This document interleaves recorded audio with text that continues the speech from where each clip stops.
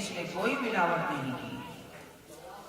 وہ جو اس بڑھیا کے ساتھ اس کی بیٹی رہتی تھی وہ فوراً پکار اٹھی، بولتی ہے اے اماں تو اللہ کی قسم کھا رہی ہے اور جھوٹی قسم کھا رہی ہے، تو سچ بول کہ تو نے اس دودھ کے اندر آگ کی ملاوٹ کی ہے، جھوٹ کیوں بولتی ہے؟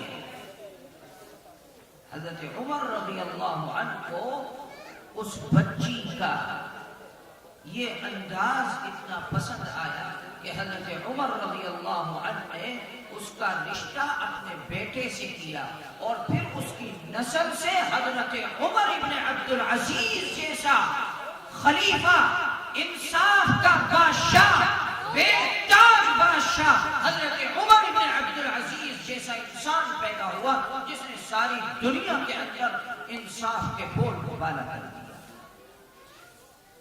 معلوم یہ ہوا کہ جہاں ہمارے معاشرے کی تعمیر کے اندر، ہمارے بچوں کی تعلیم اور تربیت کے اندر ہمارے بیٹوں کا ہاتھ ہے، وہاں کہیں زیادہ ہماری بچیوں کا بھی ہاتھ ہے، ہماری عورتوں کا بھی ہاتھ ہے۔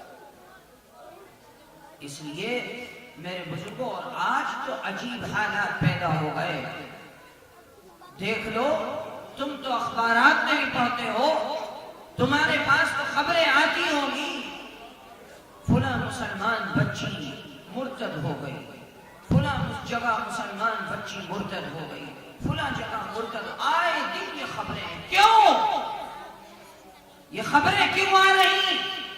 ہماری بچیاں کیوں بے راہ ہو گئی؟ کیوں ہمارے دین اور ایمان کی محافظ نہیں بن رہی؟ کیوں آج وہی بچی جو کبھی حضرت خولا کہلایا کرتی تھی، وہی بچی کہ جس کی مثال قرآن مجید نے دی ہے، کسی مرد کے نام پر، کسی مرد کے اوپر اللہ تعالیٰ نے اتنا کھول کر کے، اتنے وسیع پیمانے پر قرآن مجید کے اندر مضامین کو بیان نہیں کیا گیا جتنا عورتوں کے اوپر مضامین کو بیان کیا گیا۔ آج ہماری بچیاں بے راہ ہوتی چلی جائیں، کیوں؟ اس لیے کہ ہم نے ان کو دین نہیں سکھایا، ہم نے ان کو قرآن نہیں سکھایا، ہم نے ان کو کلمہ نہیں سکھایا، ہم نے یہ سوچ لیا کہ ان کو اسکول کی تعلیم دینا ضروری ہے، ان کو ڈاکٹر، انجینئر اور وکیل بنانا ضروری ہے، اور ہم نے ان کو دین سے دور کر دیا، ہم نے ان کو نماز نہ سکھائی، ہم نے ان کو روزہ نہ بتایا کہ فرض ہے، ہم نے ان کو ماں باپ کی عزت کرنا نہ سکھایا، ہم نے ان کو قرآن پڑھنا، قرآن کی تلاوت کرنا نہ سکھایا، تو آج جب یہ اسکولوں کے اندر گئی تو آج وہ اسی ماحول کے اندر جا کر کے اسی ماحول میں رنگ گئی، اور پھر نتیجہ یہ ہوا کہ ہماری اولاد مسلمان بچی ارتداد کا شکار ہو گئی، بے راہ ہو گئی۔ اس لیے بہاری کے مسلمانوں یاد رکھو، آج آپ کے اس مدرسے کی چہل دیوالی کے اندر، اس مدرسے کی فضا کے اندر، اگر آپ کے بچے قرآن مجید کو حفظ کر رہے ہیں، اگر ہمارے بچے قرآن مجید کو سیکھ رہے ہیں، تو یاد رکھو ایک مینار نور بلند ہو رہا ہے، قرآن کے ذریعے سے ہمارے دین اور ایمان کا تحفظ ہو رہا ہے۔ آج اس مدرسے نے ان 6 حافظوں کو تیار کر دیا نہیں، اس نے 6 نسلوں کو تیار کر دیا ہے جو آخری سانس تک کلمہ پڑھتے رہیں گے، ہمارے دین اور ایمان کے ساتھ ساتھ اپنی اولاد اور آنے والے نسلوں کی ایمان کی حفاظت کریں گے۔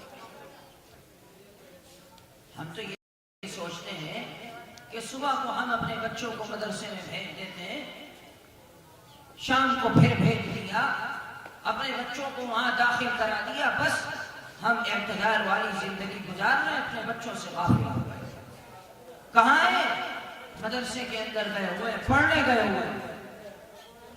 ہمیں ان چیزوں کا احساس نہیں ہوتا ہے۔ ان چیزوں کا احساس میں تمہیں بتلاؤں کب ہوگا؟ ایک مفسر ہے قرآن مجید کی تفسیر لکھی ہے انہوں نے روح المعانی کتاب کے نام سے. وہ اپنی اس تفسیر کے اندر لکھتے ہیں, آپ نے قرآن مجید کی ایک آیت پڑھی ہوگی, یوم یفر المرء من اخیہ وامہ وابیہ وصاحبتہ وبنیہ. قیامت کا دن ایسا دن ہوگا کہ جس دن ہر انسان ایک دوسرے سے بھاگے گا, حتیٰ کہ ماں باپ اپنی اولاد سے بھاگیں گے, اولاد اپنے ماں باپ سے بھاگے گی, بھائی بھائی سے دوری اختیار کرے گا, ہر ایک دوسرے سے دوری اختیار کرے گا. لکھتے ہیں کہ ایک شخص ایسا ہوگا جو تلاش کر رہا ہوگا, ایک شخص ایسا ہوگا جو کبھی اپنے باپ کو تلاش کرے گا, جو کبھی اپنی ماں کو تلاش کرے گا, جو کبھی اپنے بھائی کو تلاش کرے گا. کیوں تلاش کر رہے ہو؟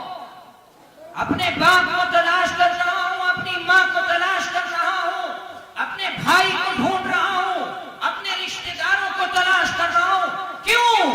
آج تو ہر ایک دوسرے سے نظریں چرا رہا ہے, تو کیوں ان کو اختیار کر رہا ہے, کیوں انہیں تلاش رہا ہے؟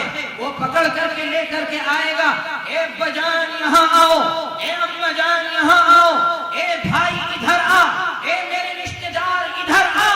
آج میں اپنے ماں باپ کے سر کے اوپر وہ تاج رکھوں گا جس کی روشنی دنیا کے سورج کی روشنی سے 1000 گنا زیادہ ہوگی.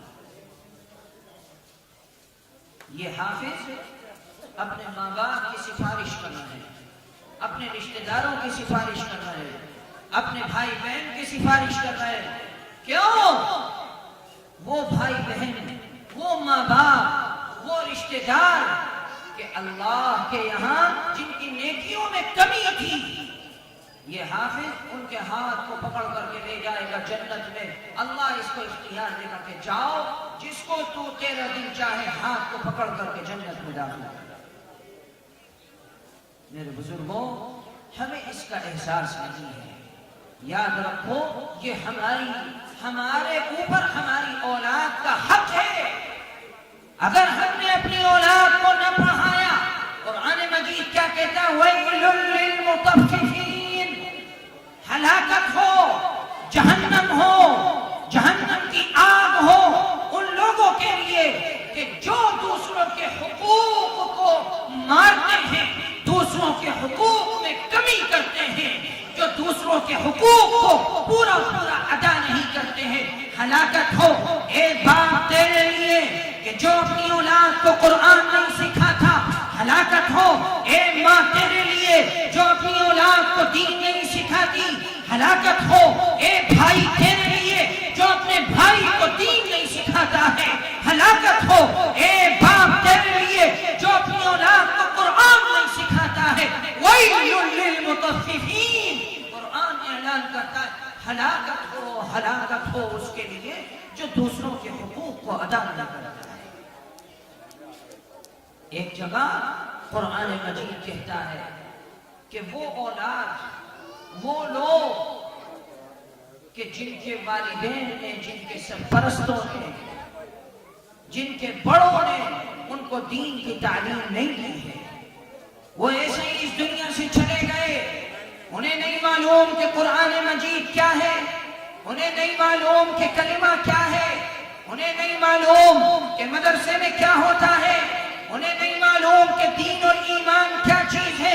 وہ اس دنیا سے چلے گئے تو اللہ کے یہاں جا کر کے کہیں گے, اے اللہ یہ ہمارا باپ ہے, یہ ہماری ماں ہے, یہ ہمارا بھائی ہے, یہ ہمارا بڑا ہے, یہ ہمارا سرپرست تھا دنیا کے اندر. اے اللہ آج ہم تیرے عذاب کے مستحق ہیں اس لیے کہ ہم نے دین نہیں سیکھا, ہم نے قرآن نہیں سیکھا, ہم